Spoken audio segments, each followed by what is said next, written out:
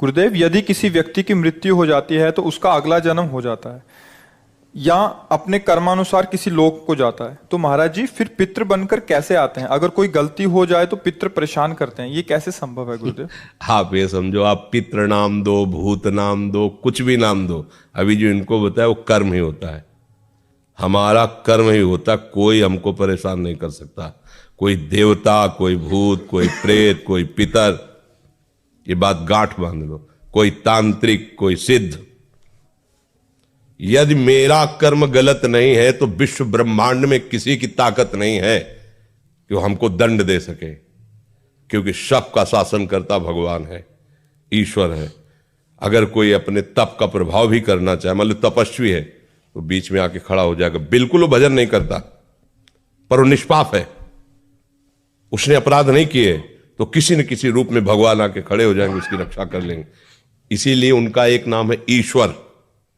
संपूर्ण जीवों का शासन उनके हाथ में है और सब जगह विराजमान है।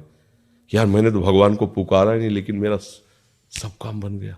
ऐसा फंस रहा था, ऐसा गिरने वाला था कि मर जाते, ये लोग फंसा लेते। ऐसा कौन बचाया? तुम्हारे अच्छे कर्म, तुम्हारे अच्छे कर्म है, बुरे कर्म नहीं। मैं तो फूंक फूंक कर पैर धर रहा हूं, जब से मुझे होश से कोई गलती नहीं हुई हमसे। हमारी दुर्दशा लोग कर रहे हैं, हमारी दुर्दशा इससे हो रही, उससे, कोई दूसरा नहीं है। बोले तुम्हारे कोई चक्कर है? ऊपरी चक्कर है, लोग ऐसे कहते हैं। वो अरे ऊपरी और भीतरी, केवल तुम्हारे कर्म का चक्कर है, दूसरा कोई नहीं है। वही कर्म भूत बन करके तुम्हें सताएगा, वही कर्म पितर बन करके, वही कर्म ग्रह बन करके सताएगा, कोई नहीं सता सकता। जो पे कृष्ण चरण मन अर्पित तो करी है का नवग्रह रंग, रंग माने भिखारी।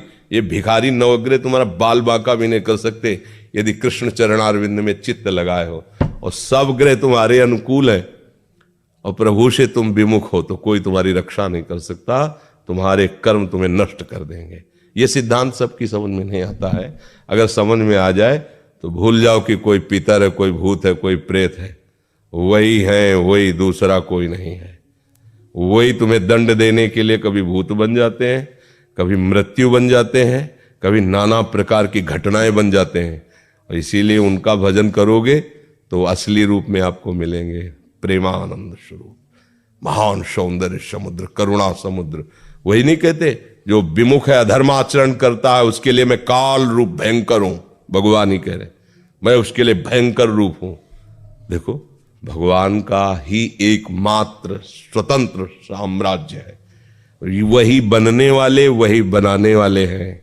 बस सावधान होकर उनका भजन करो, कोई कुछ नहीं कर सकता।